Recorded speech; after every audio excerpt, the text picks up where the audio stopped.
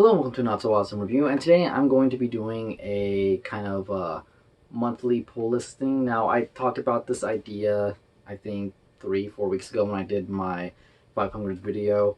I kind of want to, I do want to keep doing comic book stuff. I know I've been doing mostly toy things, and I do want to try and still do things on Wednesday, just figures are easier for me at the moment, and I do have books to review, and I will get to, but I do want to try and do a monthly pull list. So here we go. My monthly, I guess, pickups, not pull list, would be these books. Now, I haven't actually had time to read all these books, and I'm going to start off with the ones I haven't had time to read. One of them I'm probably going to read right after this video, to be honest. But I've just been busy. I haven't put everything away from the stuff I've reviewed. You can see my desk is a mess. Working on a side project right here, which eventually will be a video. Working on some other things that will eventually, hopefully, be a video. And yeah, so let's just get into it with the first thing here. And probably the thing, like I said, I'm going to read most likely after this video, is Spider-Man 797, what is it called? Going Down Swinging Part 1.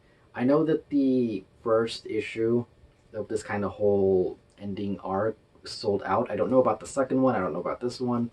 I know that the art looks amazing and the story is good. And I know that Dan Slott is leaving, which kind of sucks because I've really liked him as writer for Spider-Man. He's been doing it for a while. I mean, like a really, really long time. Like, especially with Marvel, when you think about it. When I started collecting Marvel, he was doing Spider-Man, and that was like 5-6 years ago now, and he's just now leaving. And when you go look at the other Marvel books, everyone's had like a new writer, a new team. Like every year or so, it feels like there's somebody else doing, Captain America or Thor or something like that. So it does suck seeing him go, but he's going to be doing Iron Man, and I will probably be picking that up. I want to see how he does Iron Man. I really like his writing, and I know a lot of people don't like his writing. It's weird. They didn't like what they did with Superior Spider-Man, but then they liked it again. I don't know. People are over dramatic. That's how it goes. With the whole Captain America Hydra thing, people are over dramatic. Anyways, something I really need to catch up on is Saga. This is chapter 50, and I want to say I'm like 10 plus issues behind. I have all the issues I'm missing. I need to get them out and start reading it because it's Saga. I like Saga. I've always liked Saga. There's no excuse for me not to be reading this, but at the very least, I know I've been picking up the issues, so hoping to get back into that pretty soon. Another thing I've been lacking on is East of West. I don't know. Part of me wants to switch over to trades, but I already have the issues. That would be my dog. I apologize for that noise. He is getting comfortable for bed because, like I said, it's past midnight. But yeah, East of West. I don't know. Like I said, I kind of want to just get the hardcovers, but I have the issues. But I should probably. We'll see how that goes. But I don't know. When I last read it, it was still good. So hopefully it's still good. But next up, we have X-Men Red #2.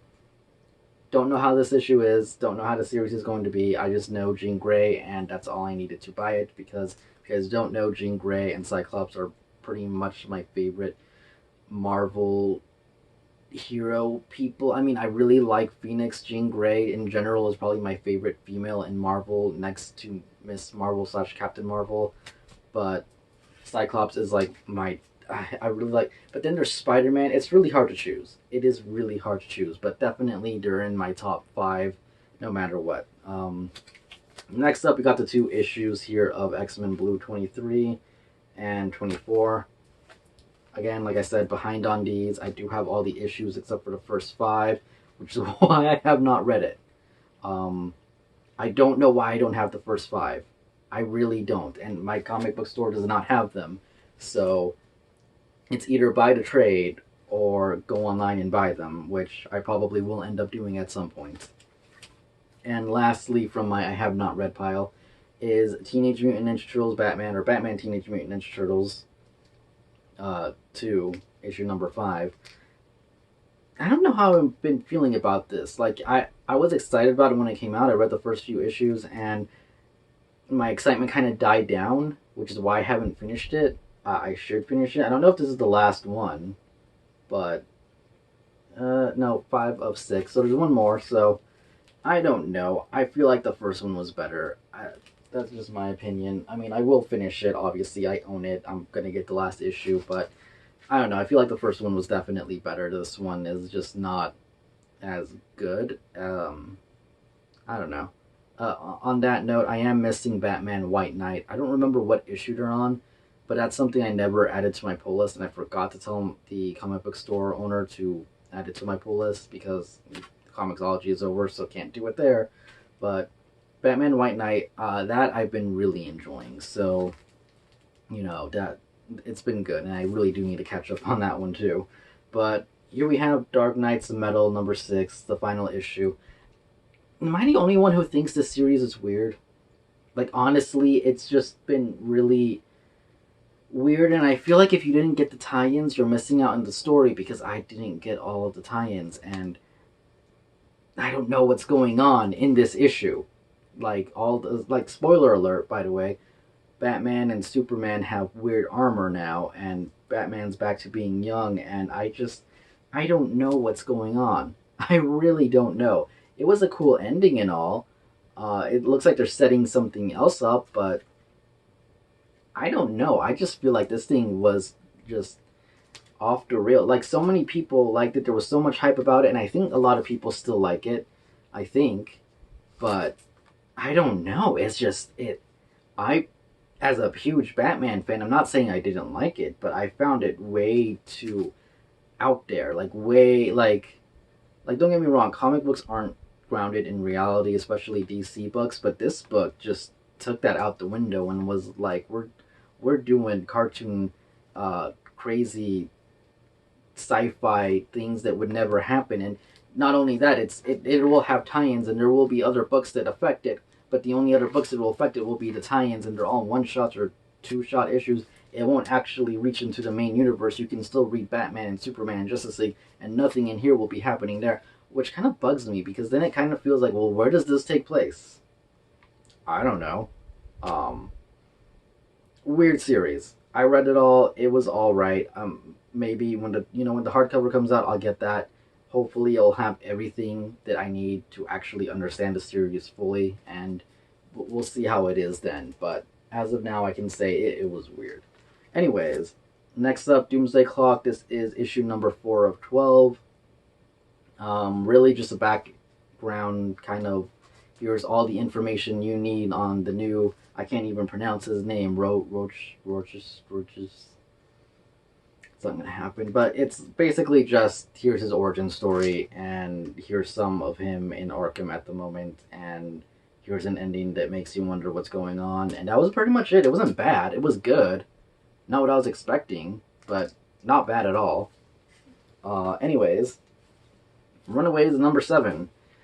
Trying to remember if I actually read this issue. I know I've been reading this, and this is one of my favorite books so far. I've loved the Runaways. I love Brian K. Vaughan's run on it. What was it? Avengers Academy was really good. And then there was, what was it? Undercover? Avengers Undercover? Was that it? I don't remember the name. Same cast of characters, basically. It was alright. It wasn't as good. But this one, bringing all the characters kind of back and going back to the roots of Runaways. I'm sure that the Hulu show has a lot to do with it, but I'm happy. I've been enjoying it. I've really liked it, and I read through these things like nothing. I mean, it feels like I opened the book and like 2 minutes later I'm done, because everything, the writing, all of it flows really good.